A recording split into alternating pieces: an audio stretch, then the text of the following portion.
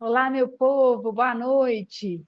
Já vi aí, viu, Marilene? Tô rindo aqui comigo mesmo. Tá lá, cadê a minha psicopedagoga preferida? Eu falei, não quero nem saber quem que é, mas eu já vou levantar a mão e falar que sou eu, hein?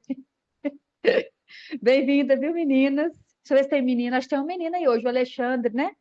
Alexandre Vicente é o nome mesmo ou tá logado com outra pessoa? Depois me conta. Pessoal de Sarzedo, já vi que tá aí. Deixa eu ver se a Maíra já chegou. Maíra chegou. Boa noite, viu, Maíra? Bem-vinda. A Gabi também tá aí. Senti sua falta ontem, Gabi. Você tinha aula? Jurra Luz também tá com a gente. Boa noite. Recebe meu abraço. Dá um abraço da Aninha aí para mim. A Érica também, a Érica de Sarzedo. A Érica, eu não sei se trabalha com a Maria Sueli. Trabalha, a Maria Sueli tá fazendo aqui, ela tá nos bastidores fazendo joinha aí para mim. A Érica é a amiga do coração, minha conterrânea lá de Rio Manso. Extremamente dedicada, habilidosa. E professora excelente. Quem mais está aí? Leonarda, Fabiola, bem-vinda. Marilene, boa noite, viu, Marilene? Jéssica, a Luciene também está aí. Deixa eu ver se eu vi mais. Ah, eu pedi, gente, o pessoal que está chegando hoje no canal pela primeira vez, não se esqueçam, por favor, de se inscrever, ativar o sininho. Depois, antes de partir, deixar o joinha aí na live. Quem mais? A Maria José Galdereto, boa noite. A Cristiane também está aí. A Nazaré já chegou e a Dirlene. Nazaré aqui de Brumadinho, minha colega, minha amiga querida. A Dirlene também, a nossa companheira assídua aí do canal, amiga do coração. Quem mais? A Ju, lá de Suzana. Miriam, boa noite, bem-vinda. Edneia também está com a gente, né, Edneia? Cadeira cativa. Ah, Marilene, muito bem. Senão ia dar ruim isso aí, hein? A Miriam Souza também chegou. Vanessa, eu senti sua falta ontem, Vanessa. Você está acompanhando mais as lives de quarta, mas senti sua falta aqui. O Ademir tá por aí, gente? Me dá um oi aí se você tiver, Ademir. Ah, tá. É porque a Gabi estava me falando aqui que ela estava no logada com o e-mail da escola. Então, beleza. Ei, Flávia, boa noite. A Luciana Pedrosa também, que está sempre aí com a gente. Dê um abraço no seu povo aí de São Sebastião do Oeste, aí de Minas. A Maria Alice, minha conterrânea, está aí também. Bem-vinda, Maria Alice. Vou ver se eu vi meu povo todo. Ah, Sirlene, tudo bem? Abração aí para você. A Nesta, bem-vinda, viu, Nessa? A Maíra tá aí, ó, compartilhando aí da minha visão sobre a Érica. Ah, a Ademir tá aí. Boa noite, Ademir. Senti sua falta na live passada, viu? Até parece, Marilene. A Marilene falou que quando ela nascer de novo, ela vai ser igual a mim. Até parece, viu? Shirlene, boa noite. Teve live ontem, Vanessa. Toda terça e quarta a gente está fazendo as lives, terça e quarta às 19 horas. Na terça-feira eu faço a live com a Dianane e na quarta-feira eu trago convidados diversificados. A Vilma chegou, agora sim a gente pode começar, né, Vilma? Boa noite. A Luciana também já cumprimentei. A Dul chegou aí. Boa noite, viu, Dul? Seja muito bem-vinda aí. Lembrando, gente, que no canal as lives ficam gravadas. Caso perca alguma coisa, precisa consultar algum tema para poder estudar de novo, pode ficar tranquilos aí que fica gravado no canal. Geralmente eu separo aqui no canal por playlists. Então tem uma específica das lives de terça-feira, que é foco na sala de aula na prática. As lives de quarta eu separei em duas playlists, que é uma do transtornos de aprendizagem e essa agora do TDAH. Ah, que pena. Mas pode vir que vai dar certo, Vanessa. Agora você já fica cadeira cativa aí com a gente na terça também. E aí eu já pedi para quem não se inscreveu, se inscrever no canal, não esquecer de deixar o like também. Ei, Ana, boa noite. Aê. Pessoal, eu já vou dar início, porque hoje a nossa temática é uma temática extensa. Não sei se a gente que é muito exagerado, eu acho que agora eu arrumei uma parceira aí nesse aspecto, que é a ideia da gente deixar algo muito completo, e aí eu fico sempre pensando nisso. Não é trabalhar todo o slide com vocês aqui, né, de forma muito aprofundada, porque o tempo não tem jeito e acaba cansando também. Eu sei que todo mundo já trabalhou o dia inteiro, já está aí, né, numa rotina que fica mais lenta mesmo, mas eu gosto de deixar o material todo completo para que vocês depois consultem, estudem aí, né, de forma mais livre. Tendo dúvida, volta no canal, deixa pergunta também, tá? Só para avisar, eu já deixei no topo da live hoje, do chat da live, o material. O que, que tem no material de hoje? Eu disponibilizei esse slide que a gente vai utilizar, que a gente tentou ser o mais detalhista possível para deixar bem completinho. Todas as escalas que a gente vai citar aqui hoje não são as únicas que existem, mas são as mais utilizadas. Eu deixei também, tá, aqui no link de acesso para vocês. Então, tudo que a gente for mostrar aqui hoje, além dessa questão, né, do slide, tem também as escalas e os testes que vão ficar disponíveis aí para vocês, tá bom? A Mirelle chegou, bem-vinda, viu, Mirelle? Acho que eu vi todo mundo. Agora eu vou fazer um convite aqui para apresentar a Maria Sueli também. Vou pedir o Tiago para deixar nós duas na tela agora, para vocês. Ela fica nos bastidores, aí hoje ela está comigo. É um prazer. Estamos já as duas na tela? Agora sim, já estamos as duas na tela. Bem-vinda, viu, Sueli? Eu vou te deixar também, né, se apresentar daqui a pouquinho, falar um pouco né, da sua experiência, contar disso mais próximo, mas eu queria deixar aqui o meu agradecimento por ter aceito o convite. Gente, a Sueli está lá naquela correria, frente aí, né, à gestão de escolas em Sarzedo. Sei o tanto que essa vida é corrida e ela se dedicou aí comigo, desde domingo a gente está montando esse slide, né, Sueli? Verdade. Estamos aí organizando. Muito obrigada, viu, Celi, por ter aceito o convite, por ter aceito essa empreitada, né? Porque não é o nosso tempo aqui só, é o tempo que a gente fica se preparando, se organizando, aquela ansiedade de dar tudo certo. Então, te agradeço assim, imensamente, viu? Seja muito bem-vinda no canal. Eu é que agradeço assim, imensamente o convite. Alegria estar aqui, né? Participando com uma pessoa que eu admiro tanto. Não te conheço pessoalmente, mas trabalho com quem te conhece pessoalmente e as referências são as melhores possíveis. Você disse aí de Érica, é um amor da minha vida. Eu quero mandar um beijo para o meu povo que está aí. Vi que a Zezé está aí, que é lá da pós, das Ciências Médicas. Meus funcionários, estagiários, todo mundo está aí. Muito obrigada, Gisele, pelo convite. Eu espero contribuir muito com o seu trabalho, né, com essa live. A nossa proposta aqui é mostrar que o TDAH existe, ele está aí e existe procedimentos, né, para a gente de investigação, né, de rastreio para o TDAH. E só agradecer mesmo. Eu que agradeço demais, Celi. Tenho certeza que a sua contribuição vai ser muito válida, que vai poder trocar essas experiências aí junto com o seu povo. E aí, pessoal, quem está nos assistindo, não deixa de fazer as perguntas, não. Porque por mais que a gente organiza, tenta fechar do modo mais organizado possível, às vezes tem coisa na nossa fala que falhou, que não deu para entender. Vocês podem ficar aí super à vontade para poder fazer as perguntas aí, tá bom? Então, eu vou fazer o seguinte, Sueli, eu vou só voltar para um slide para a tela única, depois eu te chamo de novo, só para poder fazer um combinado aqui com o pessoal, dar alguns informes, ok? Coloca lá no slide, só a minha tela, por favor. Patrícia que chegou aí, boa noite. Ok? Bom, então, no primeiro slide, só troca para mim para esse. Obrigada. As considerações iniciais, eu sempre gosto de colocar, porque senão depois eu esqueço de falar na nossa correria. Aí eu já pedi para vocês se inscreverem, deixar o like aí na live. Essas coisas nos ajudam muito a divulgar, a entregar também as lives, né? A ficar mais visível no YouTube para que as outras pessoas também tenham esse acesso. Então, toda vez que assistir, mesmo quando eu esquecer de avisar, deixa o like lá. Quem não se inscreveu, se inscreva. Eu coloquei tanto a minha rede social quanto a da Sueli também, então, para acompanhar a gente lá no Instagram. Tem muito, né, material que a gente acaba contribuindo lá, práticas, no meu caso, né, eu coloco bastante coisa de prática da clínica lá também, então me sigam por lá. E ajuda a gente nessa divulgação também das lives, né? Colega, amigos, pais que vocês conheçam, ou pessoas que possam se interessar pelas temáticas das lives, divulga, nos ajude nesse processo aí de divulgação, tá bom?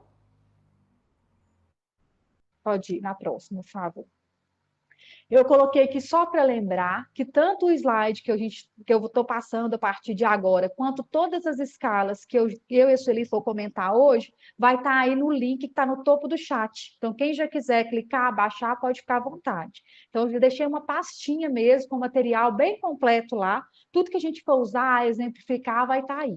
Ok? E fica também gravado aí na parte do mostrar mais aqui embaixo, mesmo depois para quem estiver assistindo aí, não, né, no período ao vivo, tem como acessar o material também.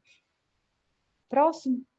Aqui eu só coloco o pessoal que está chegando no canal. Hoje a gente tem gente nova aí, né? A equipe aí de Sarzedo, alguns alunos aí também da Sueli, né? Os estagiários, o pessoal que está chegando. Então, coloquei a minha apresentação. Para quem está há mais tempo, já viu essa apresentação outras vezes. Mas eu gosto de colocar para vocês me conhecerem um pouco também, né? Então, eu sou a Gislene, vou estar hoje mediando e conversando um pouco com a Sueli sobre essa temática do TDAH.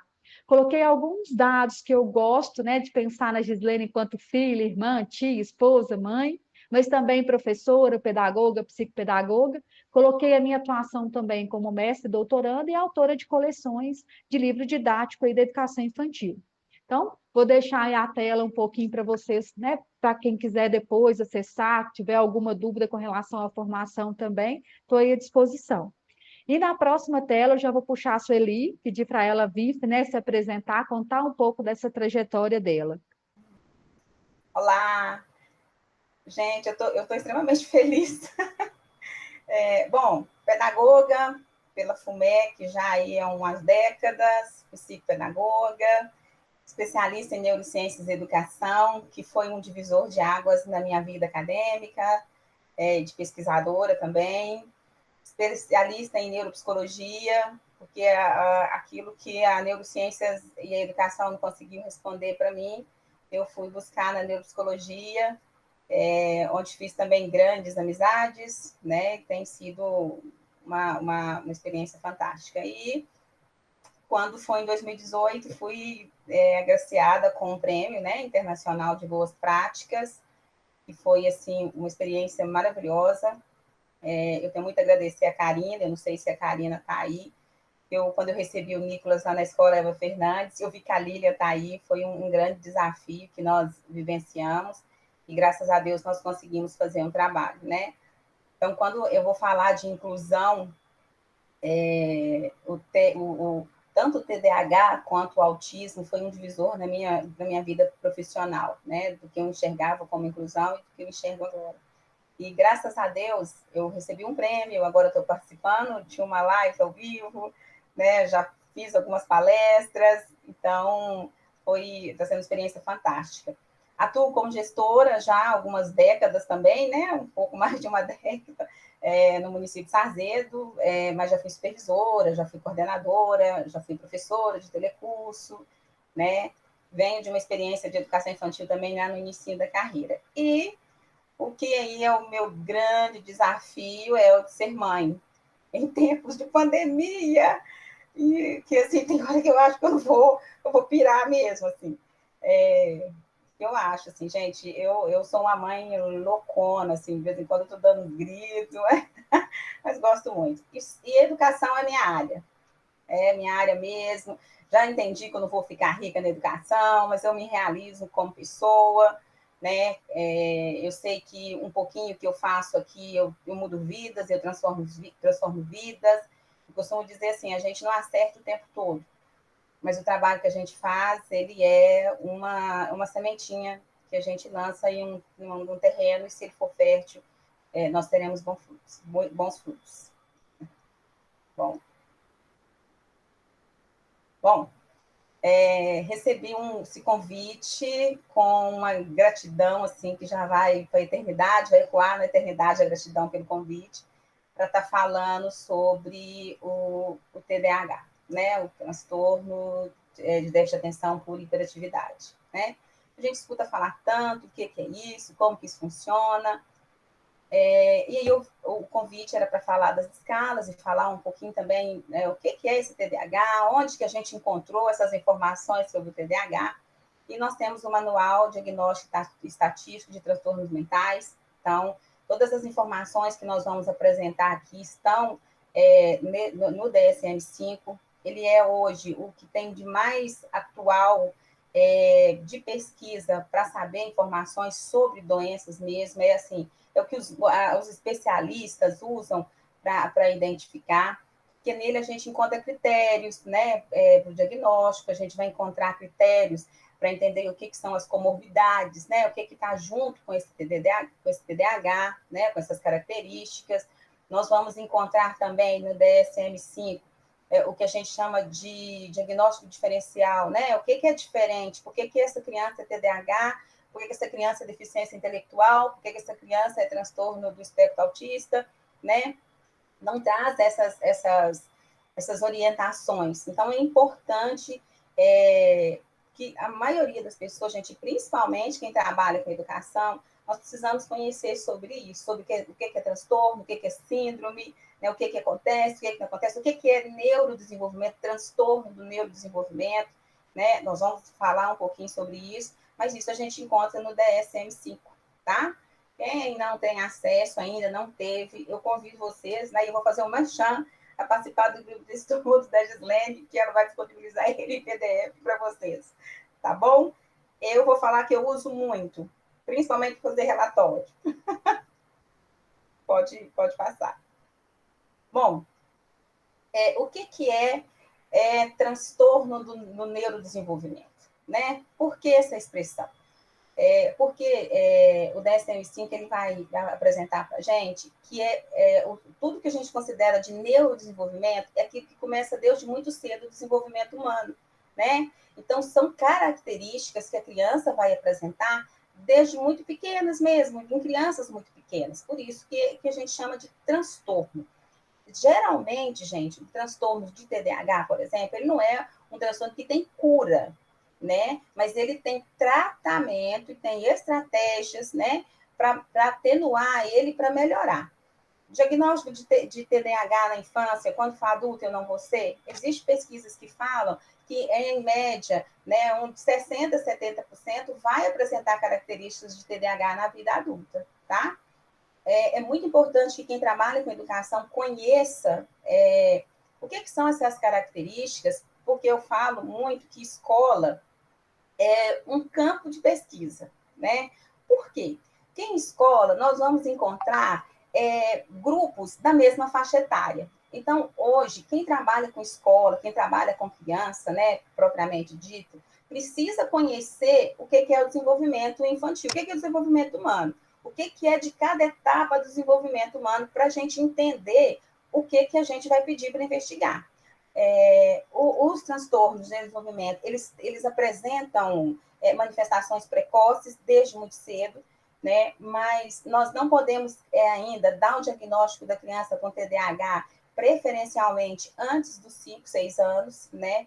Preferencialmente que essa criança esteja já na escola, né, para ter essa investigação. E quando a gente vai chegar lá na escala, vocês vão entender por que isso, tá? O TDAH, ele vai trazer influências e prejudiciais, tá? Nos campos, né? Pessoal, social, acadêmico e ou pessoal. Tem pessoas que não conseguem manter no trabalho e aí ele não entende por quê, né? Vida amorosa, né? Relacionamentos também, não consegue, ele não entende. Comete erros, assim, às vezes vai fazer alguma coisa, comete um erro assim bobo, e depois que ele vê, nossa, eu errei por causa disso.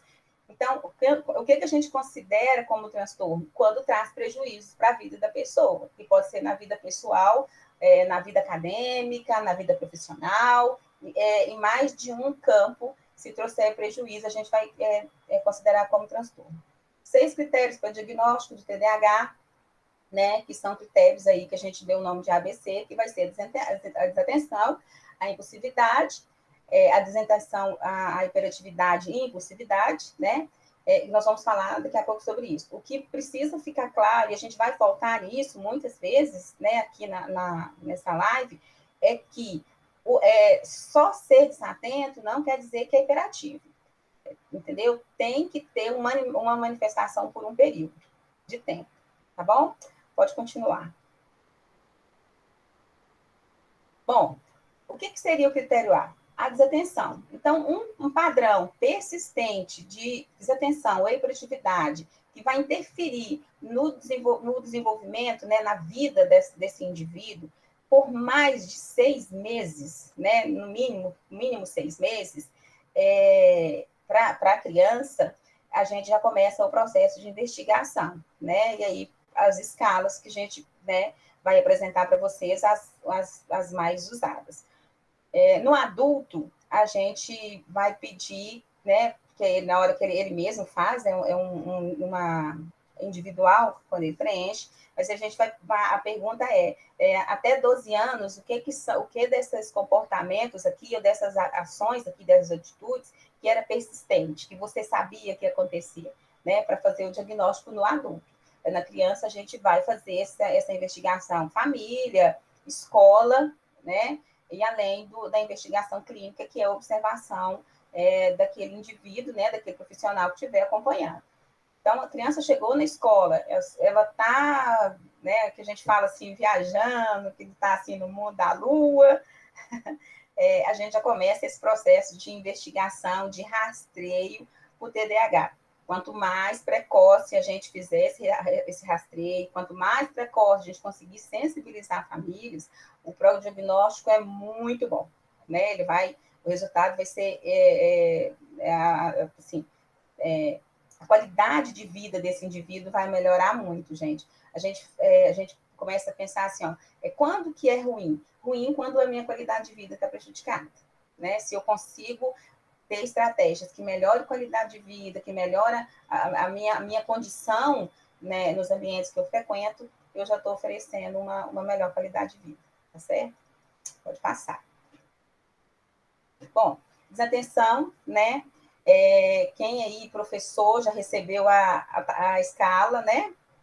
Uma que a gente recebe muito na escola, mais usualmente, é SNAP 4.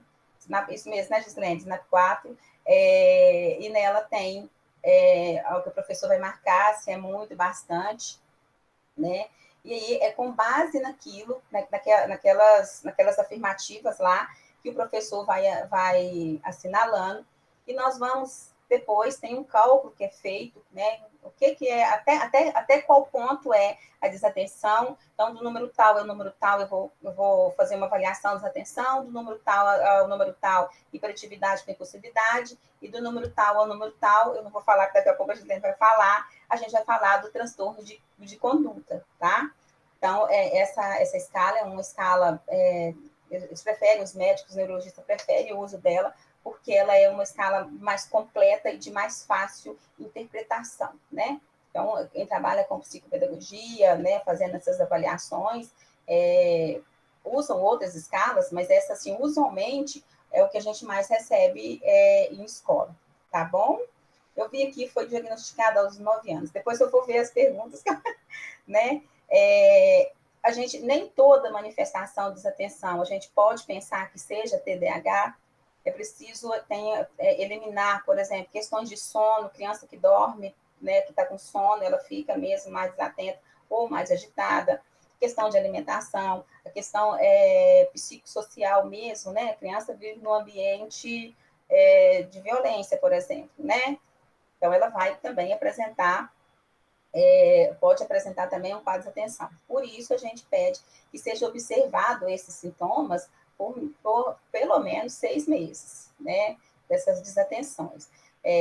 A gente está falando em TDAH, então, a questão de gestação no TDAH, a prevalência do TDAH hoje no país é de 3% a 5%, né, da população no mundo, no país, está dentro desse percentual. Precisa ser observado porque crianças com TDAH, elas também vão apresentar algumas condições na vida acadêmica, né, de necessitar de uma atenção maior, e eu não sei se vocês acompanharam, né, ouviram, até estava na Associação Brasileira do Déficit de Atenção. Hoje, pela manhã, teve um evento, né, para uma audiência para garantir leis, né, para as crianças, né, para os indivíduos, com TDAH e dislexia, né, para serem atendidas como inclusão com direito à monitoria, porque hoje a criança diagnosticada com TDAH, ela não tem direito à monitoria, né, e assim, eu não sei como foi, porque realmente eu não tive tempo de ver como que foi essa audiência, para me ver como que tá, mas seria interessante se vocês depois tiverem interesse, tá acompanhando. Pode continuar, Gisele, senão eu não paro de falar. Ixi, então hoje nós estamos as duas, hein, Celi? Duas moças que falam. Pessoal, estou recebendo a turma aí, dando boa noite. Eu estou logada aí como Prodimp, tá? Então, eu fico dando tchau e oi aí para vocês. Aparece Prodimp, tá bom? Bom, dentro disso que a Sueli, né, estava colocando, antes de eu dar sequência, o Thiago está me lembrando aqui da palavra-chave. Esqueci disso. Gente, ao longo da nossa live, eu vou falar 3 palavras-chave. Quem já está há mais tempo já está acostumado, mas só para receber o pessoal, né, para que vocês compreendam também o procedimento. Eu faço emissão do certificado, né, desse tempo da live. E aí, para receber o certificado, vocês precisam preencher um formulário que eu vou colocar no final e colocar as 3 palavras-chave que eu for falando ao longo aqui do nosso tempo, tá? Então, eu vou falar a primeira agora, o Thiago vai deixar escrito também. Espera aí que eu tenho que achar a primeira. Eu anoto aqui, gente, para não esquecer e nem confundir. A primeira palavra-chave de hoje é avaliação. O Thiago vai deixar escrito aqui embaixo. Então, para tudo aí um pouquinho, anota a primeira palavra-chave, depois eu vou falar mais 2, e vocês vão precisar dessas 3 para poder receber o certificado, tá bom? Então, a primeira palavra-chave do dia já está aí na tela, tá? Na tela? Já está na tela a avaliação. Ei, Denise, que chegou aí, boa noite. Bom, a Sueli estava falando, né, das questões voltadas aí para o critério A. Critério A, que é, né, voltado para nortear o diagnóstico, e eu gosto sempre de fazer uma menção, fiz na live passada e vou voltar de novo. Na escola, na clínica psicopedagógica, o pai, a gente faz avaliação de características do TDAH, a gente não faz diagnóstico, a gente não fecha diagnóstico a partir de escala, tá? E isso é muito importante. Então, quando a gente preenche esse material na escola, essas escalas que a gente vai falar daqui a pouquinho, é para a gente direcionar, apurar essa questão, né, que está voltada aí para as características desse transtorno. Então, isso é importante, não é para fazer o diagnóstico, a gente está compreendendo esse processo de critério para a gente compreender de onde vieram as escalas. Então, as escalas se basearam nesses critérios que a gente está comentando, né? E o critério A, que é o primeiro de outros 6, ele é muito extenso, porque ele tem vários sintomas aí voltados para cada área aí do TDAH.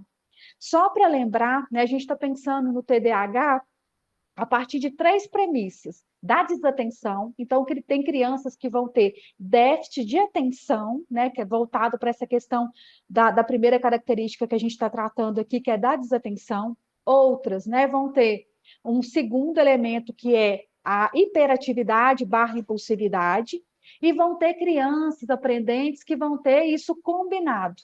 Vai ter a desatenção casado aí com a hiperatividade e a impulsividade, tá? Só para a gente entender esses subtipos aí do TDAH. Então, não necessariamente um aprendente com TDAH, ele tem desatenção, hiperatividade e impulsividade. Pode ser que tenha, mas não são todos. Então, vai ter aprendentes que vai ter a questão da desatenção, vai ter os que são hiperativos, mas não são desatentos, e vão ter os combinados também, tá? Isso é importante para a gente compreender.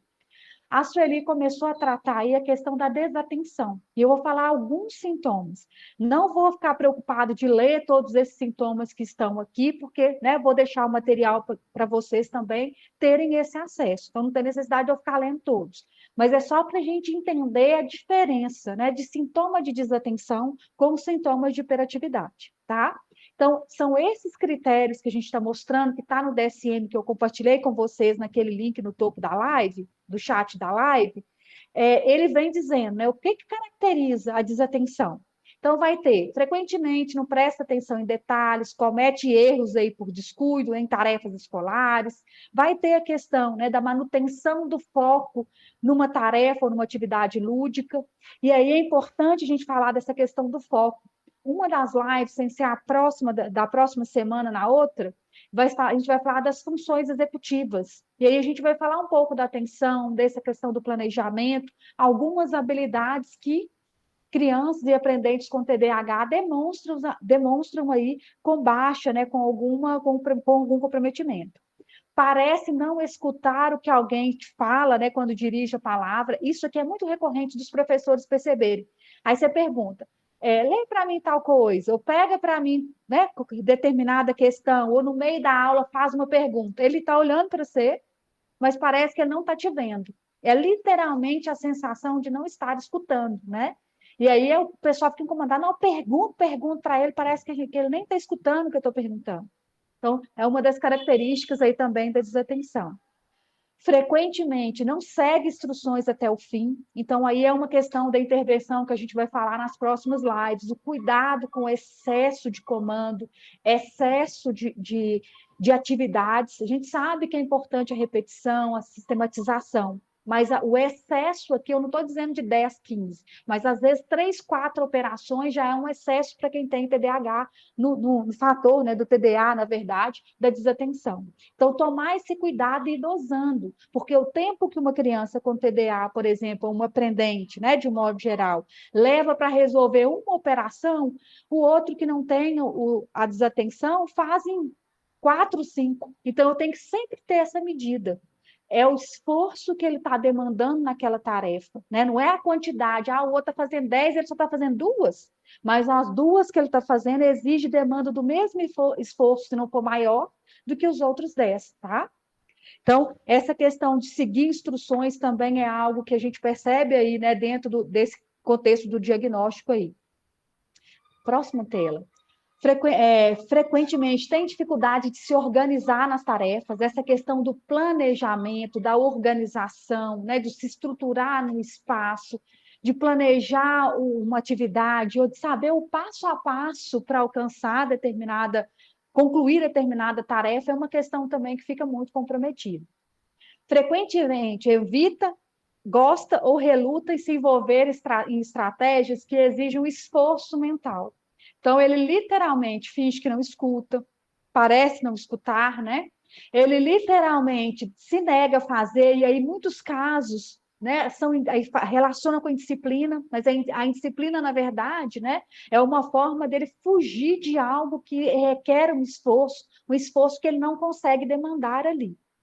Frequentemente perde coisas, né, necessárias, tarefas ou atividades, lápis, põe o professor louco, a família também, né?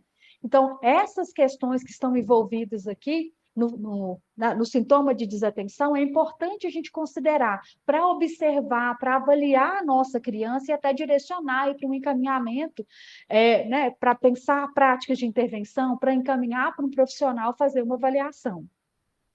Próximo, por favor. Ainda no sintoma, né, de desatenção, é facilmente distraído por estímulos externos, às vezes está focado ali, né, parece que conseguiu focar na atividade, o lápis cai e acabou o mundo. Perdeu tudo de novo, aí até que volta, né? Então, os distratores ali do ambiente puxa mesmo, né, essa questão do foco da atenção. Com frequência é esquecido com relação às atividades cotidianas, né? Então, tem esse lado, esquece das coisas, se não anotar, se a gente não criar mecanismo para auxiliar esse aprendente, é aquela criança que se perde dentre as atividades, não consegue concluir nada, né? Então, são fatores aí voltados aí para os sintomas de desatenção. Estou chamando de sintoma, gente, porque no DSM-5 é assim que é utilizado, tá? São critérios diagnósticos e esses são sintomas. Porque tem alguns autores, desculpa, que questionam isso, né? Essa questão de falar de sintoma porque não é uma doença. Mas dentro do contexto do DSM-5, o termo que aparece é sintoma. Sueli, pode ficar à vontade. Não, eu estou aqui, gente, meus filhos estão mandando te amo. Lá no Também amo vocês, filhos. Ai, falando com você, o meu melhor papel de ser mãe. Então, hiperatividade e impulsividade, né? Também é o mesmo critério, 6 ou mais sintomas persistentes por mais de 6 meses, né? Em ambientes diferentes, tá? E que são inconsistentes. E a gente precisa pensar também nesse diagnóstico, né? que é dentro do DSM-5 também, a gente vai encontrar também duas palavras, né? Transtornos hipercinéticos, né? Transtornos disruptivos do desenvolvimento. O que é o disruptivo? É que é de difícil diagnóstico, né? Crianças muito pequenas, é normal que elas já tenham um comportamento, né, um agitamento motor, sem isso necessariamente ser o TDAH. E hipercinético é a grande movimentação motora, né? Não consegue ficar parado, hipercinético. Então, a gente, às vezes, recebe alguns diagnósticos lá, transtornos hipercinéticos, tá? De grande movimentação motora, tá bom? A hiperatividade, ela vai ser caracterizada por uma atividade motora excessiva, né? Uma capacidade de ficar sentado, uma capacidade de ficar quieto, aquele que sobe em tudo, desce em tudo, movimenta, ele faz batuque na mesa, ele bate o pé, ele está sentado e balançando a perninha, né? Ele tem essa dificuldade, aí come o lápis, que ele não tem controle, ele come o lápis, tá? Então, isso é o que a gente vai chamar de hiperatividade. Então, o tempo todo ele está movimentando, tá? E a impulsividade já vai ser o intrometido, né? Aquele que está falando, perguntando, está conversando com outra pessoa, ele já entra, ele já dá palpite. Em sala de aula a gente vê muito isso, né? Aquele aluno que tem um conversando no canto sobre um assunto, o outro está lá do outro lado da sala, e aí ele já quer participar da conversa e quer dar palpite, quer falar. Então, o impulsivo é esse controle mesmo que ele não tem. As pesquisas indicam, gente, que as crianças com o TDAH, elas têm uma alteração no lobo pré-frontal, que é onde a gente vai ter os controles das impulsividades, né? Então, se ele tem alguma alteração nisso, e por isso alguns exames, né? A gente vê muitos neurologistas pedindo exame encefalograma, porque consegue se pegar, né, abre aspas, né, uma descarga que acontece no cérebro da criança, principalmente nessas áreas, e tem outras áreas também que são cometidas, então ele não consegue ter esse controle de impulso, né? Por isso que muitas vezes o uso da medicação, mas a gente vai falando nisso, é só para deixar vocês assim, olha, o TDAH, gente, é muito mais do que isso que a gente está vendo aí, a gente escuta que é falta de couro, que, né, a gente escuta isso demais. TDAH, você precisa apanhar, se apanhar resolve. Não. Bater não resolve no TDAH, ou melhor, a gente bater não resolve nenhuma circunstância. A gente pede para evitar ao máximo, tá? A gente precisa também, dentro dessa hiperatividade e impulsividade, considerar esses transtornos opositores, que nem todo TDAH ele é opositor, tá? Que aí a gente entra dentro das comorbidades, essas tarefas, dificuldade de compreender tarefa e instruções. Uma pessoa com TDAH hiperativo, né, na apresentação hiperativa, comandos muito longos para ela é impossível, ela não dá conta, né? Ela não consegue. Agora que ela chega no final, ela já não sabe o que ele está falando no princípio, porque é hiperativa, ela não consegue parar, está acelerada, é o famoso 220, tá? Os adolescentes, aí já muda a escala, né? Que aí precisa ter 5 sintomas, são necessários, né? Que são os adolescentes e os adultos mais velhos. Costuma, gente, as características, né, do TDAH, elas serem muito evidentes na idade escolar das crianças, evidentes demais, e quando chega na adolescência, aparentemente dá uma atenuada, né? E na vida adulta, mas por que isso acontece? Maturação neural mesmo. Quando chega na vida adulta,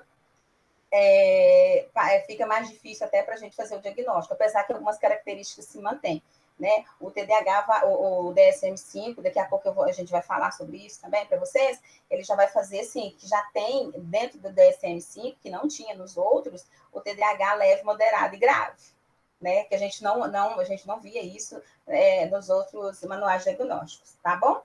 Pode passar. Gente, eu consigo ler enquanto a Gislene está falando. Se vocês tiverem perguntas, podem fazer mesmo, tá? Meus filhos, a mamãe também ama, deixa as pessoas perguntarem, tá? Podem mandar perguntas que a gente vai responder, tá bom? Os sintomas da hiperatividade. Na infância, né, o TDAH, ele vai, essas características, ele vai sobrepor o que a gente chama de transtornos, né? Considerados externalizantes, tá? Que são os transtornos de conduta, que são os abertamente desafiador, tá? Gente, quando a gente convive com um indivíduo com transtornos de conduta, é bem fácil da gente perceber essa diferença. O transtorno de conduta, ele tem uma característica de vingativo, de guardar remorso, de fazer mesmo. Eu vou usar uma expressão aqui, gente, ainda não é uma expressão científica, mas os movimentos dele são calculados, friamente calculados. O TDAH, não, ele não calcula movimento, ele não dá conta disso, né? Ele vai com tudo. É o tipo de criança que está numa fila, ele está pulando, ele está empurrando, né? Ele não consegue ficar parado. O transtorno de conduta, não. O transtorno de conduta ele já tem uma característica de ser mais frio, mais calculista. O TDAH é extremamente... vamos resolver o negócio agora, não dá para esperar para depois, né? Então, o que são esses sintomas? Eu falei com você, ele está o tempo todo remexendo com pé e mão, retorce na cadeira, ele balança na cadeira demais, né? Então, professores, dentro de sala de aula, a gente vai observar isso. Ele balança muito, ele faz batuque. E aí, eu vou abrir só um parênteses aqui para tratar do transtorno do TEA, né? Do transtorno do espectro autista. Que eu costumo falar que é como se fosse um círculo, tá? Então, eu tenho TEA, que é o maior, e fora desse círculo eu vou ter o TDAH, tá? Nem todo TDAH vai ter TEA, mas provavelmente todo TEA vai ser TDAH. Provavelmente, gente, não existe ainda assim, é isso ou aquilo. Até porque o diagnóstico de TDAH, eu vou chegar para vocês também, ele não tem marcador biológico. Você não fica sabendo, por exemplo, por um exame de sangue, né? Ele é clínico, ele é de observação, tá? Outro sintoma é o levantar da cadeira, é o mexer, é o ir numa mesa de um, na mesa do outro, mexe ali, sempre está falando. Eu lembro, tem até uma pesquisa assim, que os alunos ficam correndo, eles não conseguem andar pelo corredor, e aí você vai falar assim, mas isso aí já aconteceu comigo em escola, né? Não, mas isso aí não é lugar de correr. Então, por que chama corredor? Eles são espertos também, né? Se não é lugar de correr, por que chama corredor? Porque eles não conseguem andar. A criança com TDAH, o indivíduo com TDAH, ele não consegue andar, ele corre, ele é desesperado para tudo, ele sai empurrando todo mundo. Se você faz, por exemplo, uma excursão com a criança com TDAH e tem um lugar que não pode pôr a mão, se ele vê falando, se ele vê lá assim, não põe a mão, acabou, a impulsividade já bateu nele, ele põe a mão, né? Existe um pesquisador, né, que até tem muitos livros publicados, que chama Paulo Matos, tá? Se vocês tiverem oportunidade, ele tem um livro chamado No Mundo da Lua. Ele é um livro assim, de muitas perguntas e respostas, ele sempre, esse rapaz, esse senhor, ele é pouco famoso, ele só aparece no Fantástico, sabe? Ele tem uma fala assim, que com o TDAH, se você fala com ele não, acabou. Aí é que ele vai fazer mesmo. Então, assim, não corre, ele corre. Não põe a mão, ele põe a mão. Porque ele não tem controle inibitório. Tá? A gente chama de controle inibitório, da flexibilidade cognitiva. Então, assim, nele é tudo muito dinâmico. Tá bom? Pode passar. Os adultos com os sintomas de prioridade de idade, eles ficam assim, sabe, gente? Balançando nas cadeiras, eles balançam nas cadeiras também. Balança a cabeça, fica abrindo e destampando caneta, né? Ele não sai correndo mais, mas ele tem, geralmente, tem muita ansiedade, porque ele não dá conta de esperar a vez dele, que é uma característica mais impulsiva, né? Intromete. Em adulto é mais difícil a gente ver esses marcadores, por quê? O adulto, ele já tem essa questão neurológica mais maturada, né? Ele já consegue entender isso, mas também não é fácil para ele, tá? Já tem adultos, às vezes, que vai desenvolver os transtornos de ansiedade justamente como consequência dessa impulsividade, né? Desse não conseguir esperar, que é uma característica do TDAH, tá bom? Não consegue brincar, porque ele quer mandar na brincadeira, né? Ele, assim, a brincadeira, geralmente, ele destrói os brinquedos, tá? É uma característica para quem tem mãe aí de TDAH, aquela criança, assim, que você entrega o brinquedo de manhã, daí a meia hora, parece que o brinquedo, né? tá desfeito, ele frequentemente não para, ele fala o tempo todo, e geralmente o sono da criança com TDAH, ele também é agitado. Então, ele revira muito na cama, né? Ele costuma ranger dente, tá? São algumas observações que a gente vai fazer, que a gente conversa com as famílias, né? Quando a gente vai fazer alguma anamnese, tá? Crianças que tiveram sofrimento no momento de parto, passou de hora de nascer também, tem uma predisposição para o TDAH. O TDAH ele tem uma predominância de genética, né? De pai TDAH com filho TDAH. Quantas vezes a gente vai conversar com a família na anamnese e ela vai assim, mas eu também era assim, eu também dei muito trabalho. Aí você fala assim, opa, já tem ali alguma coisa indicativa para o TDAH. Por isso que a gente costuma dizer que as escalas, elas são muito importantes, mas essa observação clínica de quando você está fazendo anamnese, ela é extremamente necessária, porque ela vai mostrar para você essas características. Então, você conversa assim, a criança tem dificuldade de sono, por exemplo, né? Toda criança com problema de sono é TDAH? Não, gente. Então, assim, tudo a gente tem que ir também eliminando as possibilidades. Então, assim, toda regra existe sua exceção. Então, a gente primeiro vai eliminando as exceções e ver o que sobra. Mas dificuldade com sono, dificuldade, por exemplo, até com alimentação, de comer, de sentar na mesa para fazer uma alimentação, né? Eu escuto muito assim, mas ele fica horas assistindo televisão. Bom, é uma coisa de interesse dele. Então, vocês vão ver na escala de adulto que tem lá assim, você consegue manter o foco em atividades que não te interessam, ou que te interessa. Então, assim, são marcadores que você observa também. Se ele é capaz de manter o foco por um tempo maior, e isso aí você não pode eliminar como seja o TDAH. Por isso que as escalas, às vezes, trazem as famílias, quando elas vão preencher e mesmo o professor, acaba sendo um pouco tendencioso. Por isso que a observação clínica é tão importante, tá bom? Eu esqueci de falar lá na desatenção que tem um termo em inglês.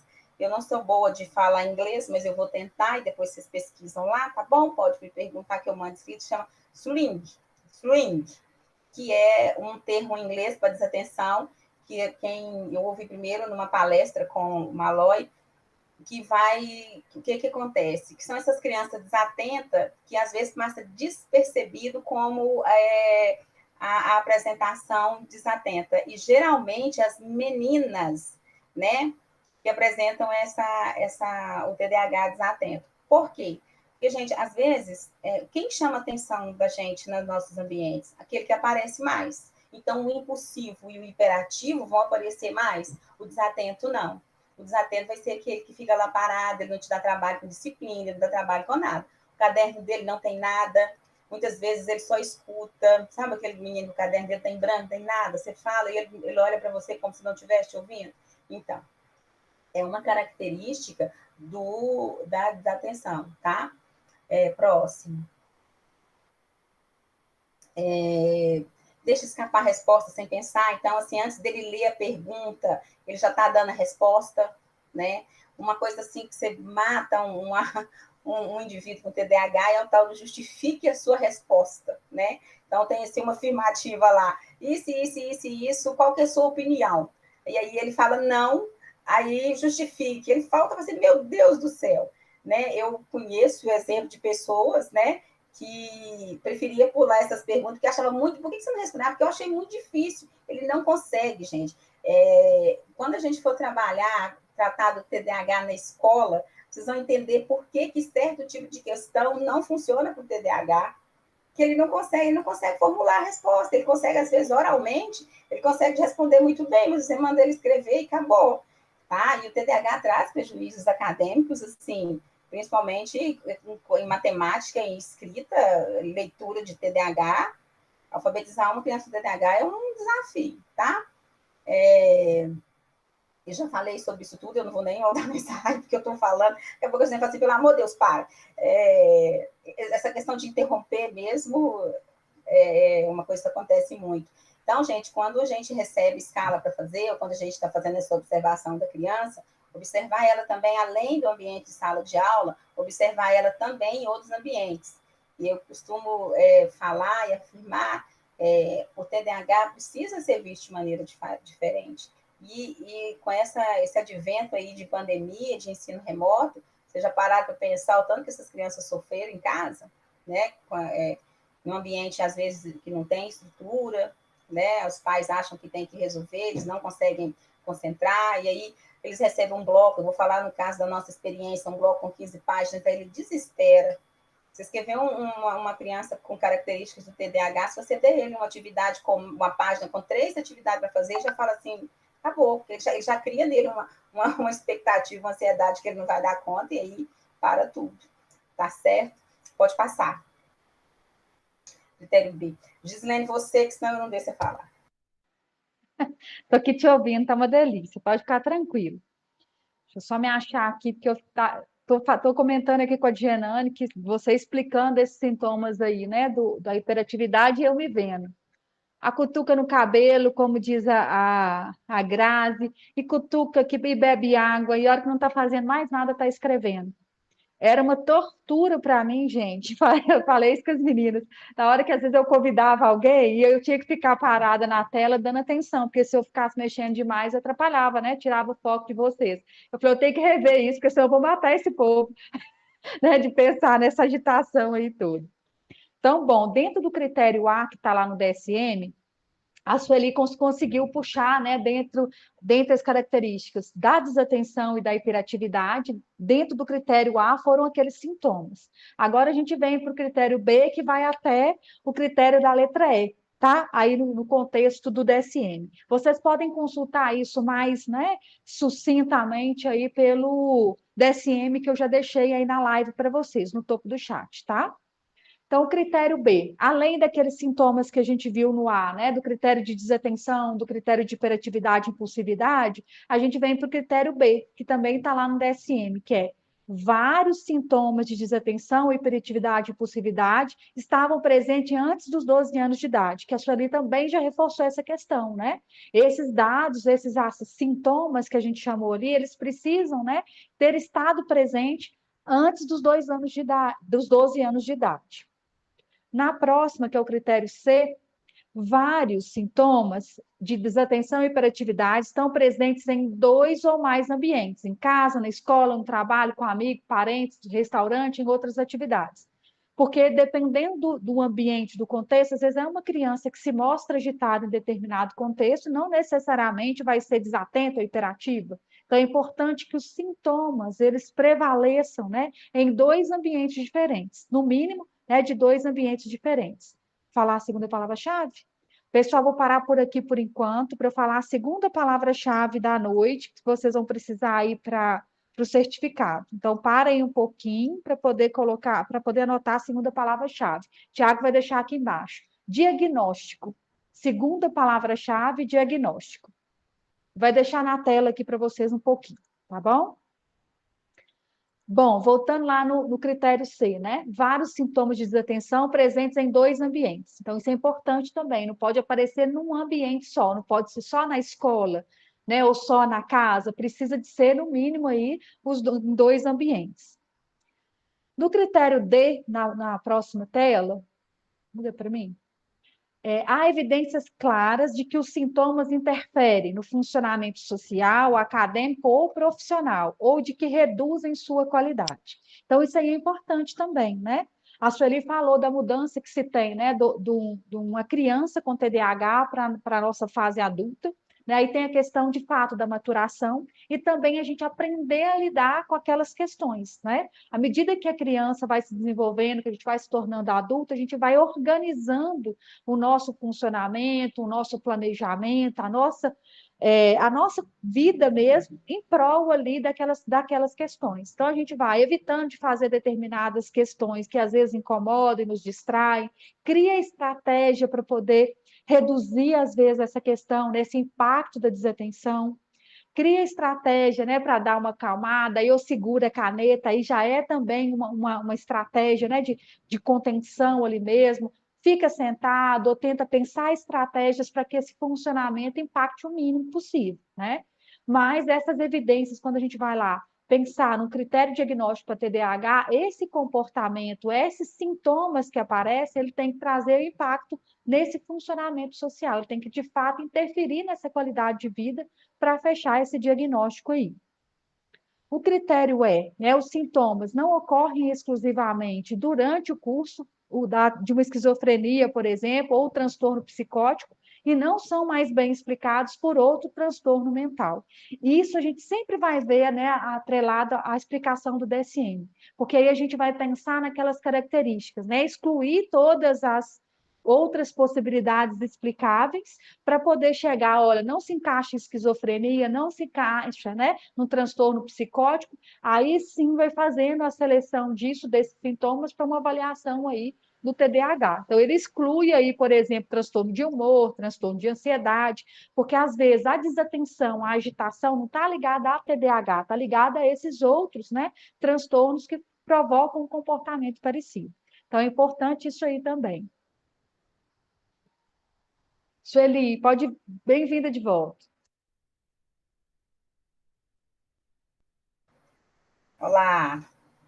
Bom, DSM-5 novamente, né, com apresentação combinada, tanto os critérios de atenção quanto com o critério de hiperatividade e visibilidade são preenchidos nos últimos 6 meses. Então, eu preciso ter essa combinação de desatenção e hiperatividade apresentada pelo menos 6 meses em ambientes diferentes, tá? Então, a gente vai ter o F, né, que é o CID, o F90.2. O 90.0 vai ser a predominantemente desatenta, né, preenchido pelo menos também há 6 meses. Então, o F1.90 vai ser a hiperativa impulsiva, que também a gente vai receber como hipercinético, né? Eu até trouxe isso para vocês, que são muitos movimentos. Também vai ser nos últimos 6 meses. Para o adulto, vai ser feito perguntas para esse diagnóstico, se ele apresentou esses comportamentos até os 12 anos de idade, tá? Então, ele mesmo que vai preencher a escala dele, tá bom? Pode passar. Aí, lembra que eu disse para vocês lá no início, né, que agora o DSM-5 ele já vai trazer um espectro, né, de leve, moderado e grave. Então, o que vai ser leve, ele é mais brando, ele é mais tranquilo, apresenta poucos sintomas, mas estão presentes, né, não deixa de estar presente. O moderado, ele já traz uma perda funcional, né, para a vida desse indivíduo. O leve tem os sintomas, mas a perda funcional é muito baixa, quase inexistente. E o grave, já a perda funcional de vivência, né, de qualidade de vida do indivíduo, ela é muito alta, né? Então, prejudicando ele até na vida profissional, na vida acadêmica. São aqueles profissionais que não conseguem se manter no emprego por muito tempo, porque ele acaba tendo desentendimento com todo mundo, ele não consegue se adaptar, né?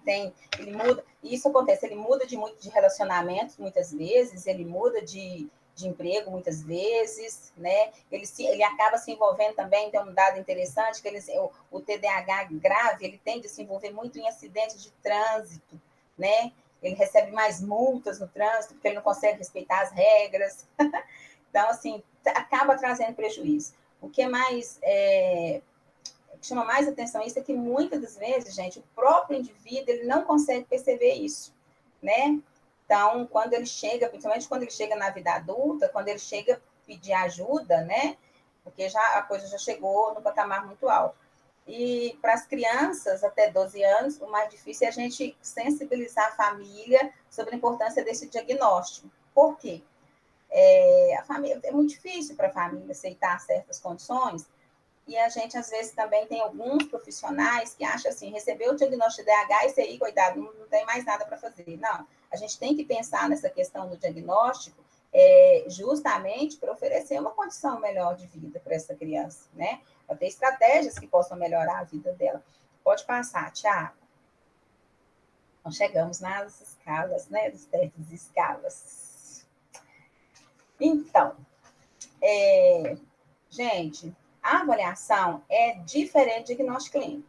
Então, assim, eu recebo lá meu aluno na minha sala de aula, no meu consultório, na anamnese, meu aluno, a família, que eu já percebi aqueles sintomas, já observei aqueles sintomas, né? E aí eu já começo a fazer o meu diagnóstico clínico, né? De acordo com aquelas características, né? Para cada apresentação do TDAH. Então, o TDAH, a gente chama TDAH-D, que é o desatento, TDAH-C, que é o combinado, TDAH-HI, né?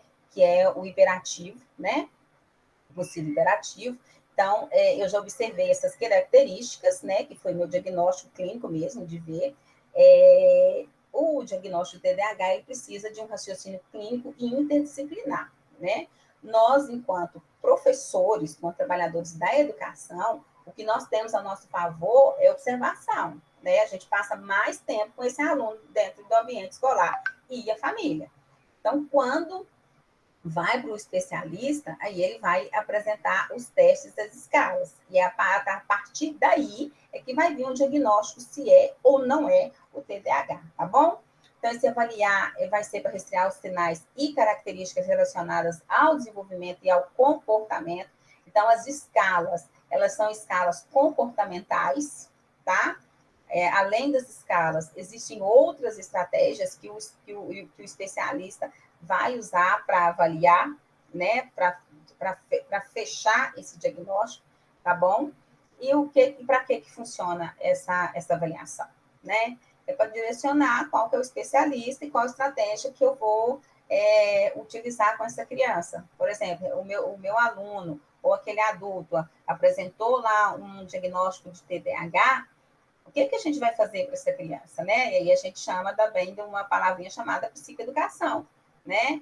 Eu sabendo que eu tenho um quadro TDAH, o que eu posso fazer para melhorar isso? E aí eu percebi aqui no chat, né? Assim, a questão do esporte, da atividade física, da musicoterapia, são estratégias que facilitam muito a vida do TDAH, tá? E ele também conhecer, ter ciência do que acontece com ele, porque ele também sofre, né? Quando ele age na impulsividade, ele fala assim, nossa, olha o que eu fiz, né? Também traz sofrimento para ele. Então, assim, atenção demais a essa questão de pensar o diagnóstico, independente da situação, se TDAH ou outra situação, e aí encerrar ali, não precisa mais nada, porque já acabou, já tem um diagnóstico. Não. É por isso mesmo que a gente investiga, tá? Próximo. Bom, eu já disse para vocês mais atrás sobre esse diagnóstico, né? Esse diagnóstico diferencial. Por quê, gente?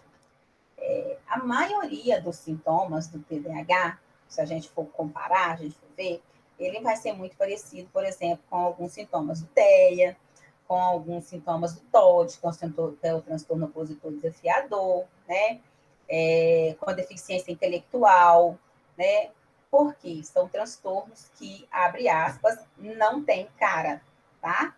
E não consegue, através de exame, por exemplo, exame de sangue, você não consegue rastrear, fazer rastreamento. Rastreamento de genes, né? Como que acontece na síndrome de Down, por exemplo, você não consegue perceber isso. Então, a gente precisa saber o que são características de cada um dos transtornos, né? Para que a gente possa identificar o que dentro daquele transtorno vai indicar o TDAH. As escalas também servem para isso, para mostrar para a gente. Tem algumas escalas que, dependendo da quantidade de respostas lá, né, na somatória, lá que a gente chama de score, o resultado da escala, a criança é transtorno opositor, né? Ele é desafiador. Dependendo da score também, dessa questão de agitação, a criança, às vezes, ela é deficiência intelectual, ela não vai ser o TDAH, mas ela pode ser deficiente intelectual e TDAH? Claro que pode. A probabilidade é altíssima, né? O TDAH é um dos maiores transtornos de comorbidade. Então, assim, criança com síndrome de Rett tem como comorbidade o TDAH. Então, assim, a maioria das síndromes é regra? Não é regra, é exceção, né? Mas o TDAH é o maior transtorno de comorbidade. Então, criança TEA tem uma grande probabilidade de ser TDAH também, tá? A gente precisa ficar atento a isso, tá bom? Então, o que precisa ser eliminado? Então, assim, déficit auditivo, criança que tem pouca audição, teoricamente, ela é mais agitada, ou então ela realmente não está escutando e parece que ela não está vendo nada, ela está desatenta. crianças com síndrome genéticas, né? Que aí vem a síndrome de Rett, a própria síndrome de Down, a síndrome, tem uma síndrome que a gente tem na escola, tem um aluno que chama velocardiofacial, né? Que é uma síndrome genética também. Então, a gente já tem que ir eliminando isso. Doenças neurodegenerativas, por exemplo, criança sofreu um acidente, teve alguma lesão no cérebro, às vezes a pessoa não era, o indivíduo não era TDAH, mas ele vai trazer características disso, né? Distúrbio do sono, gente. Quando a gente está com sono, a gente é agitado mesmo, ou a gente é sonso mesmo, né? A gente é mais apagadinho mesmo. Então, assim, tem que tomar cuidado com isso, perdão pela expressão sonso. Causas psicossociais, ambientes, né? Ambientes, assim, de violência, ambientes de uso de bebida alcoólica, ambientes, falta de alimentação, né? Uma criança anêmica, ela tende a ser mais apática mesmo, né? Sem isso ser característico. Por isso a importância de se aguardar, observar os critérios, né? As características por 6 meses, e tem que ser persistente, tá? Então, por isso tem que ter esses exames complementares. As escalas que nós vamos falar, elas são de rastreamento comportamental, de comportamento mesmo, tá bom? E como eu já disse para vocês, não há um marcador biológico. Então, assim, ó, no gene tal característica vai ser TDAH. Não existe isso, tá? Então, assim, por isso que o exame tem que estar, tem que ser feito isso. Uma das coisas que a gente percebe é que muitas das vezes essas crianças precisam passar por uma avaliação psicopedagógica, né, para avaliação de função executiva, tá? Então, assim, avaliar o teste de atenção, teste de memória dessas crianças, como é que tá, para poder tá fazendo o desenvolvimento, tá bom? Pode passar. Aproveitei enquanto a Sueli estava, né, fazendo a apresentação e fui colocando aí para vocês algumas respostas às perguntas que estavam aparecendo no chat. Sueli deu uma olhada também, de repente passou algo que eu não tenha visto, tá bom? Bom, e agora a gente entra na ideia das escalas, né? Então, trouxe algumas, as mais recorrentes, e aí eu acho que foi a Mirelle, minha aluna, que perguntou assim, para quem que preenche a escala? Professor, pai, né? Então, a gente vai ter escalas pensada para pai, para professor, para o próprio aprendente. Vão ter escalas também, né? Voltadas aí para qualquer pessoa que conviva com essa criança e que possa, né, sinalizar. A Conceição estava comentando algo que é importante aí nessa questão e que eu acredito que a escala auxilie, que é essa parte, né, que o pai às vezes não aceita que o filho tenha TDAH ou TDA, né, se for só um déficit de atenção, só entre aspas, né, estou falando em termos de tipos. E aí a escala ajuda muito, porque às vezes quando você manda, mesmo sem, né, definir exatamente, fala, a gente está fazendo um rastreio, observando algumas características, preenche para mim o que você percebe com relação ao comportamento da criança em casa, e aí na hora que ele vai preenchendo essa escala, vai suscitando essas questões, porque às vezes ele não aceita, porque não conhece mesmo, acha que é algo ali, né, que é muito diferente do contexto, não sabe também quais que são as características, então acho que a informação ela é muito importante primeiro. Informar, ajudar, a escala vai auxiliar nesse processo também. Então, a primeira escala que eu vou trazer hoje, que é a Conners, ela é pensada para pais e professores. Então, a própria escala ela é subdividida. Tem uma parte da escala que a gente utiliza para os pais responderem e outra parte para os professores. Na hora que eu for mostrar, e vocês podem baixar essa escala, tá? Eu já deixei aí no topo da live, tá com esse título aí, com o nome da escala. E aí vocês podem baixar para ter. O professor pode responder, né? O pai, o professor pode encaminhar para o pai, o professor pode receber do pai essa solicitação. E muitos pediatras, neuro, né? Que o pessoal que acompanha crianças com TDAH estão avaliando essa criança, encaminha para a escola. Então, provavelmente vocês vão lembrar aí de ter respondido né, essas perguntas aí no contexto.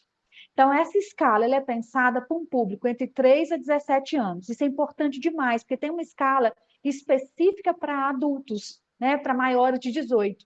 A Sueli vai apresentá-la também, porque é aquilo que a gente estava dizendo, né? À medida que a gente vai amadurecendo, vai ter essa maturidade neural mesmo, dentro desse nosso comportamento e desse ajuste, as características, os sintomas não se mostram da mesma maneira. Então, isso é importante também considerar. Então, essa escala a gente utiliza para 3 a 17 anos. Então, geralmente, aí, quando a gente pensa numa criança 3, e aí tem autores que vai dizer que antes dos 3 não é adequado ainda a gente, né, emitir um diagnóstico para a criança como TDAH, porque tem uma questão do desenvolvimento, de um período onde a criança, o cérebro é mais hiperexcitado mesmo, e que a gente precisa, né, considerar e saber separar, fazer aqueles descartes.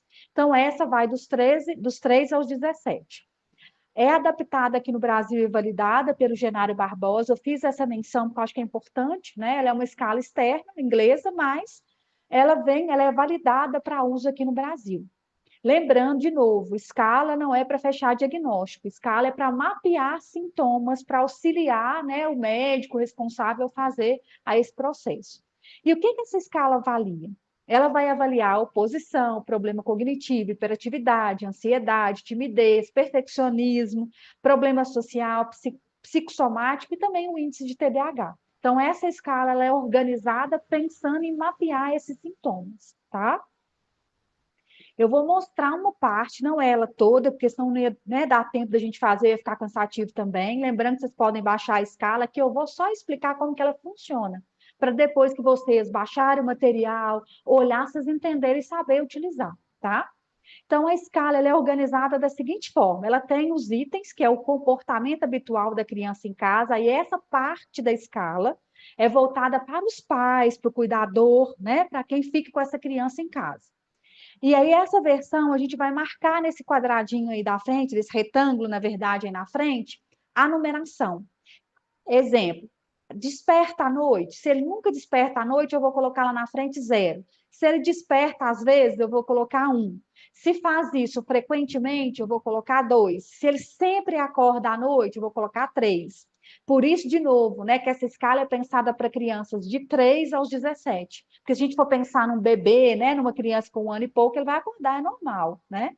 Agora aqui a gente está pensando nesse ciclo, entre 3 a 17. E aí, para cada item desse de comportamento, a gente vai colocar lá na frente o valor.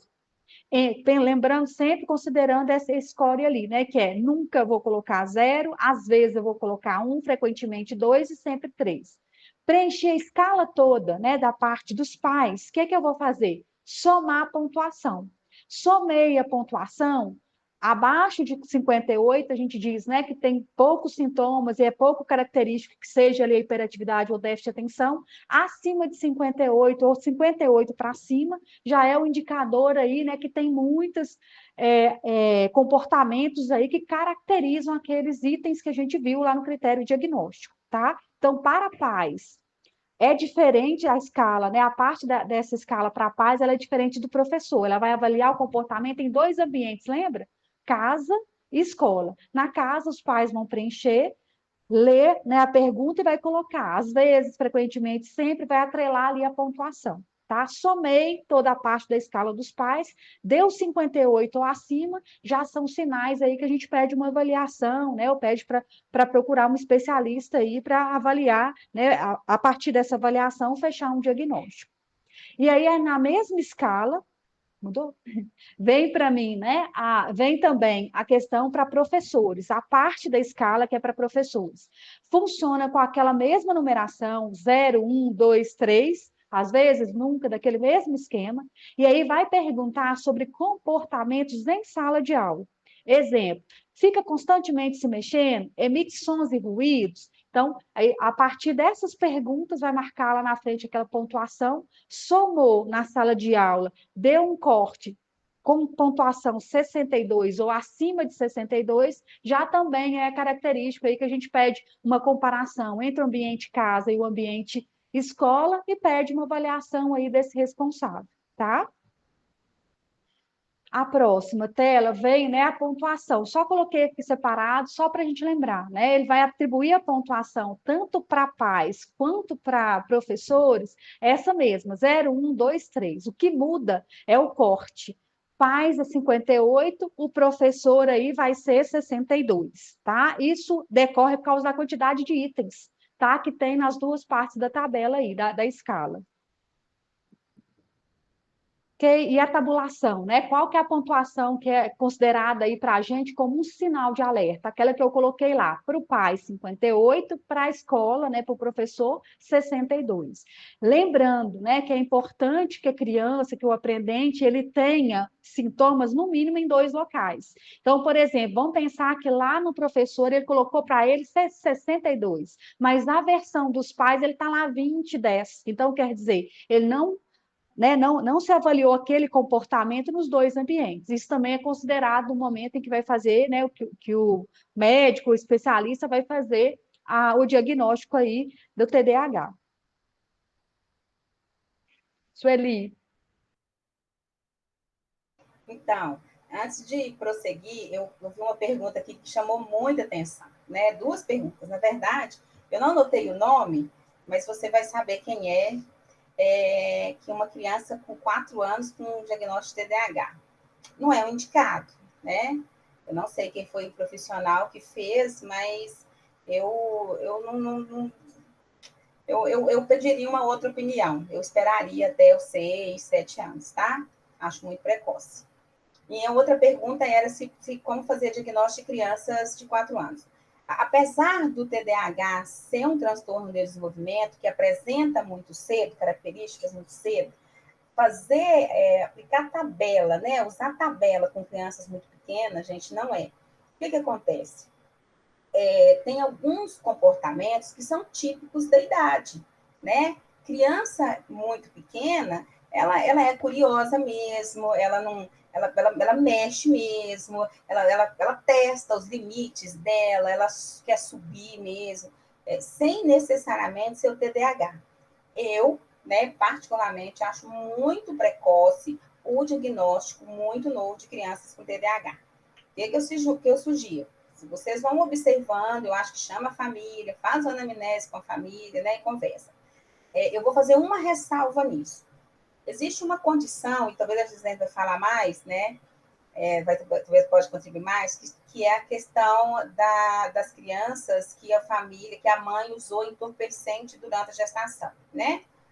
A gente não consegue medir a quantidade disso, porque ninguém vai estar grávido, né, por sã consciência, e usar entorpecente. E quando eu falo entorpecente, eu estou falando das drogas mesmo, do uso de medicamentos, né, das drogas legais, e o uso do álcool, né, da injeção de bebida alcoólica. Então, crianças quando você faz a anamnese, que a mãe aceita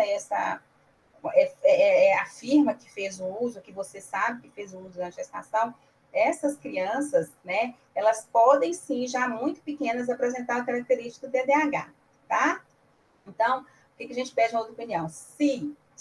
Somente se tiver relatos, né, confirmados do uso de entorpecente durante a gestação, pode sim nas crianças muito pequenas. Mas a gente precisa ter muito cuidado, muito critério para bater o martelo e falar que é isso enquanto profissional.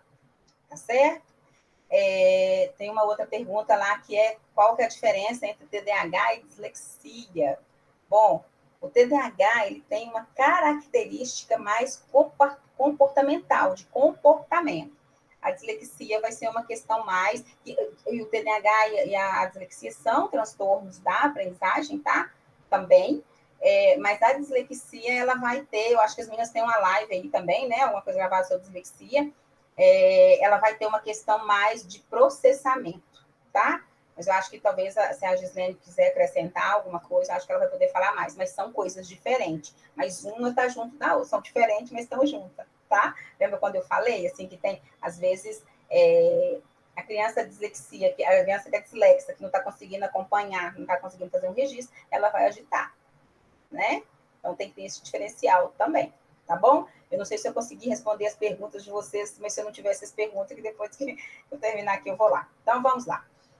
A escala para la evolução de transtorno por déficit de atenção com hiperatividade, né? Um termo espanhol para fazer. Então, essa escala é uma escala, eu mesma, dentro de escola, nunca respondi para ela é para crianças, né? De 6 até os 12 anos, porque é mais específica a de adulto, então ela não vai funcionar por adulto, ela é individual, né, como todas as escalas, tá? E ela é para avaliação do déficit de atenção. Pode passar, por favor. Aí também, a mesma orientação que a Gislene deu, ela deixou o link aí que vocês vão ter acesso a isso tudo. O que eu quero que vocês observem, né? Existe aí um indicativo, uma instrução, né? Ele tem que marcar um X 0123, né? Que vai ser, vai indicar muito 3, sendo muito nada 0 e muito 3. E do lado vocês estão vendo que tem uma sigla, né? H, DA, H. Então, essa indicação, o H de hiperativo, o DA, o déficit de atenção, e o TC, transtorno de conduta. Então, quando a gente está fazendo, o indivíduo preenche, né, a gente vai fazer a somatória desses itens de acordo, por exemplo, aqui, ó, o 1, o 3 e o 5, né, nessa página, é para hiperatividade. Então, quando eu faço a somatória desses critérios, né, dessas afirmativas aí, a somatória dá igual ou superior a 10, ao score 10, então a gente vai falar que existe uma hiperatividade com impulsividade, tá? Assim como a gente vai avaliar. Se no outro índice, né, no 2, no 4, no 7, né, que está aí, também o score é igual ou maior do que 10, a gente vai falar que esse indivíduo ele tem características do déficit de atenção, né? E se for aqui nessa página está aparecendo só o 6 e o 9, né? Se também a soma for igual ou superior a 10, eu vou dizer que esse indivíduo ele tem um transtorno de conduta, tá? E aí, quando eu trato de transtorno de conduta, eu já, abre aspas, eu já fujo do TDAH, tá? Transtorno de conduta, gente, é uma coisa muito... Eu vou dizer para vocês, indivíduos com TDAH, eles tendem, né, a envolver mais em conflitos, a se envolver mais com o uso de entorpecente, tá? Desculpa, gente, com o transtorno de conduta, tá? Eles se envolvem mais em conflitos, né? São esses brigões que a gente vê, esses indivíduos mais com muito baixa tolerância à frustração, né? E se esses indivíduos têm acesso a algum tipo de entorpecente, e aí potencializa essa questão da conduta, tá bom? Essa escala, a gente pede para não usar ela antes dos 4 anos de idade, tá? Ela não é indicada para isso, porque criança, é aquilo que eu já falei para vocês há pouco, né? As crianças têm características, comportamentos típicos da idade. Por isso é tão importante, gente, conhecer o desenvolvimento humano para cada idade, tá bom? Que vai ajudar muito. Crianças na pré-escola, né? Elas tendem a apresentar, por essa escala aí, um comportamento mais hiperativo, né? Os mais pequenos. Na adolescência, ele já vai apresentar um comportamento mais estável, né? Mais assim, entre aspas, tá?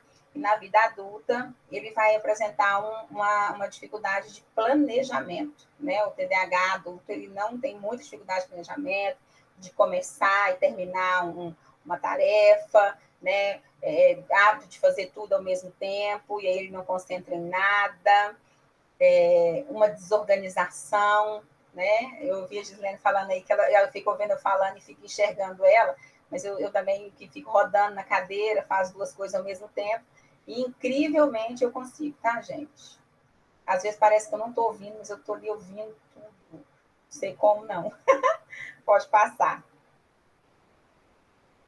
A tabulação de dados, eu acabei falando lá, né?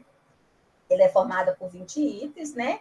Então, aí eu já até disse para vocês, e ele permite alguns indicadores para o déficit de atenção. É só a escala que vai me indicar que há o déficit de atenção?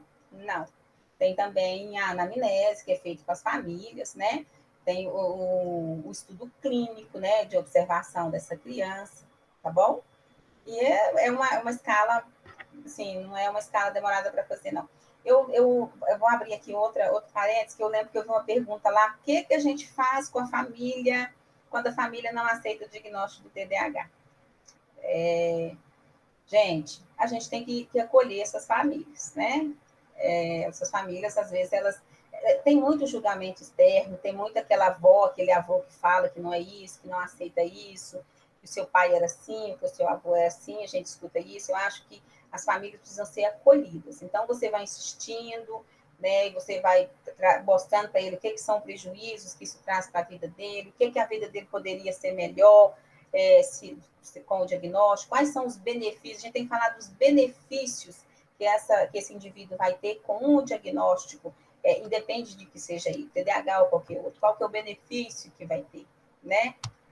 Vai facilitar a vida dessa criança, a convivência dela, tá bom? Próximo. Tabulação dos dados, né? Eu já falei para vocês, tá bom? Celia, estou fazendo só uma correção aqui de uma palavra que eu coloquei aqui para o Hernani.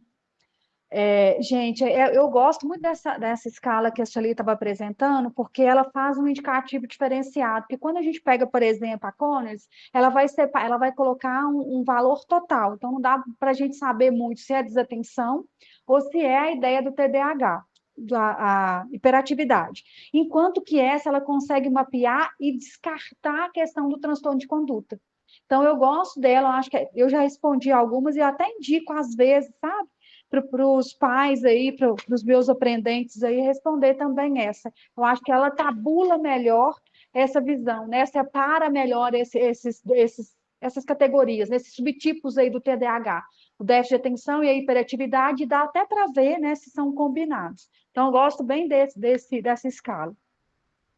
Além da que a Sueli mostrou e da Conners que eu expliquei, a escala SNAP 4, ela também é muito utilizada aí. Essa, geralmente, ela é envolvida mais para os pais. Às vezes chega na escola, alguns profissionais encaminham, mas ela é mais voltada aí para os pais. Então, o questionário, ele foi construído a partir de sintomas do DSM-5, então pegaram aqueles sintomas, né, e tentou organizá-los numa forma de tabela para fazer esse levantamento. É uma tradução validada aí pelo GEDA, que é um grupo de estudos de déficit de atenção da UFRJ, e pelo Serviço de Psiquiatria também da URGS do Sul. Então, tá aí também a escala para vocês baixarem, ela vem uma orientação arrumadinha, ela explica, vem, mostra passo a passo, orienta a questão do preenchimento, tá? Ela é bem bacana, assim, de preencher, bem tranquilo.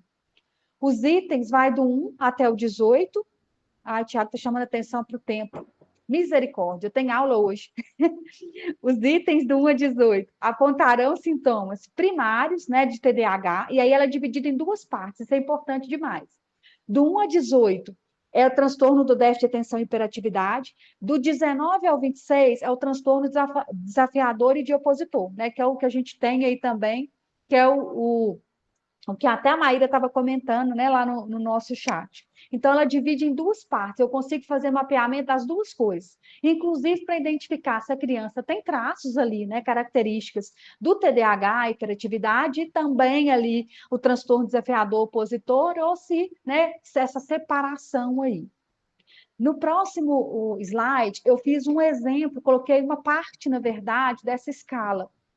Ela vem organizada dessa forma, eu falo que ela é até mais didática ali para a gente preencher. E aí vem as perguntas, né, as afirmativas ali, e a gente vai marcando, né, a pontuação, 0, só um pouco, 1, bastante, 2, demais, 3. Então, a partir dessa organização aí, a gente vai responder e avaliar se aqueles sintomas que estão lá naquele critério A que a gente viu do DSM, se eles aparecem aqui nessa escala.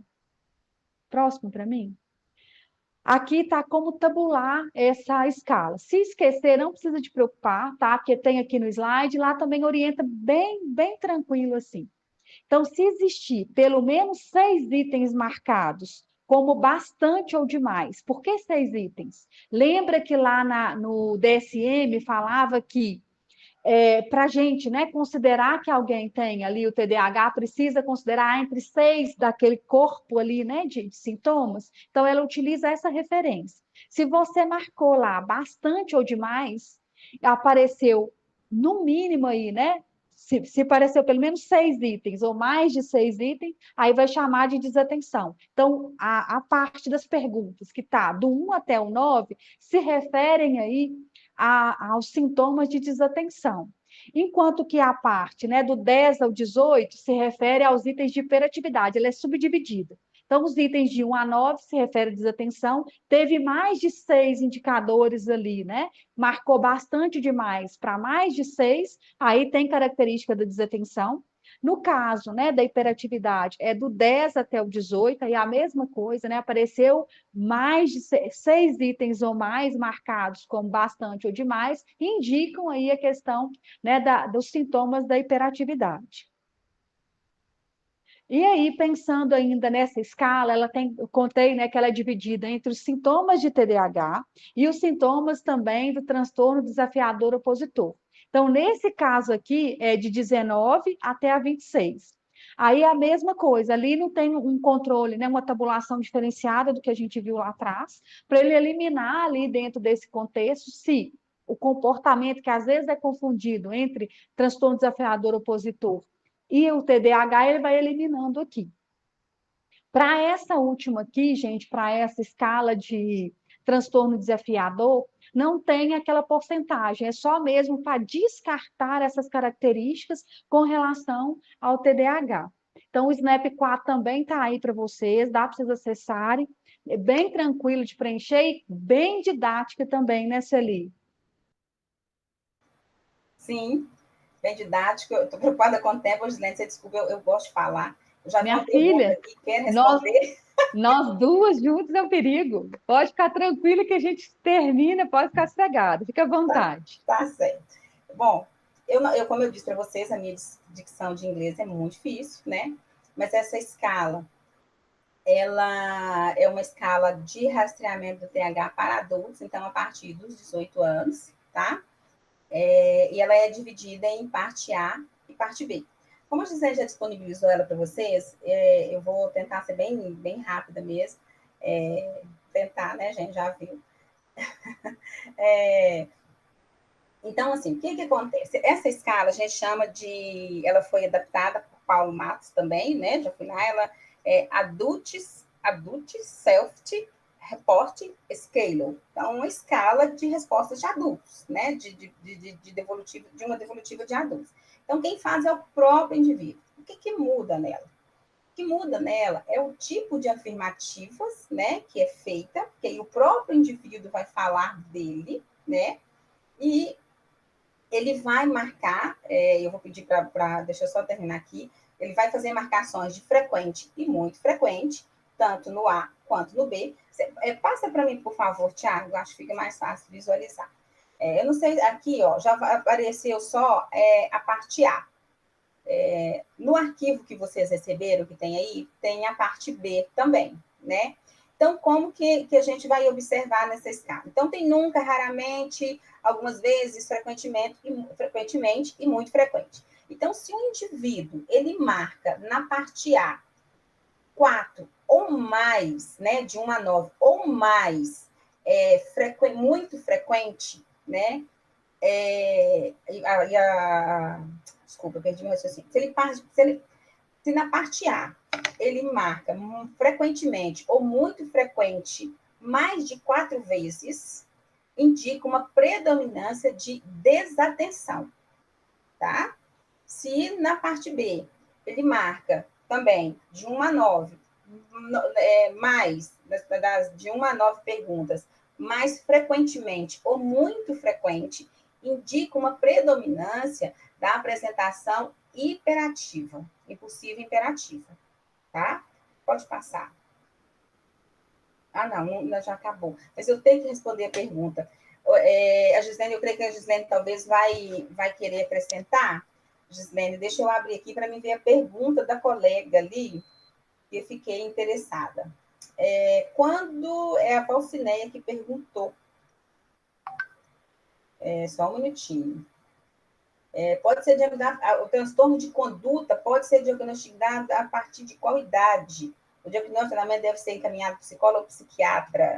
Bom, transtorno de conduta, ele é muito parecido com o TDAH. A gente pede também uma observação depois da idade escolar, mais tardiamente, muito cedo não, né? A gente pensa que a criança, né, o indivíduo, ele está com formação de personalidade até aproximadamente 7, 8, 9, 10 anos, 11 anos, né? Então, a gente pensar em uma avaliação de transtorno de conduta com diagnóstico antes dessa idade é muito sério.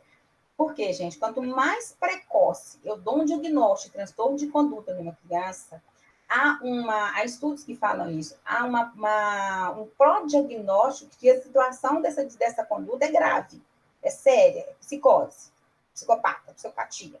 Então, a gente tem que tomar muito cuidado com o diagnóstico antes dos 12 anos de idade, tá? O transtorno de conduta, tá bom?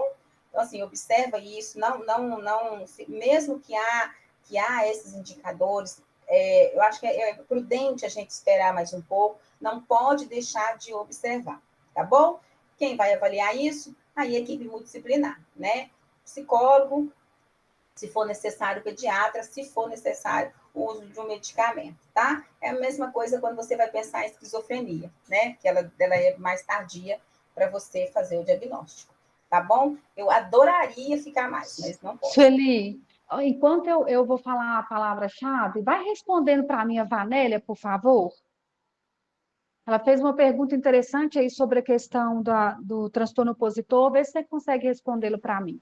Eu Enquanto acho a Sueli vai, acho que é no finalzinho, é o último comentário, eu acho. Vanélia, não, o último não. Vanélia, Vanélia Gonçalves. Ela que pergunta assim, ó, o transtorno desafiador tem direitos garantidos pelo público-alvo da educação especial? ok. Pode fazer a Tá? pergunta? Deu para ouvir? Deu. Tá. Aí ela perguntou isso, se o transtorno desafiador opositor, se ele tem direito garantido dentro do público-alvo da educação especial. Você sabe responder para ela? Infelizmente não, tá? Por quê? Geralmente, essas crianças, gente, esses indivíduos com transtorno de conduta, ele vai ter um acompanhamento mais psicossocial, que vai ser as psicoterapias, não dentro de escola, né? O profissional da escola que lida com essa criança, ele pode ter acesso a informações da psicoeducação. Por quê?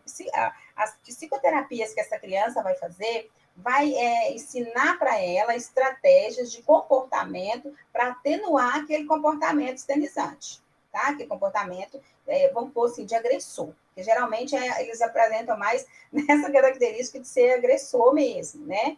Nessa faixa etária, tá? Então, assim, para as crianças muito pequenas não tem esse diagnóstico, até porque ele não pode ser feito, existe prognóstico, e o que vai ter mesmo são tanto o uso de medicamentos, né, quanto o uso de psicoterapia, que a gente vai chamar de psicoeducação, que é controle de respiração, né? Aí tem as terapias holísticas, né? Que são as meditações, né? Atividade física.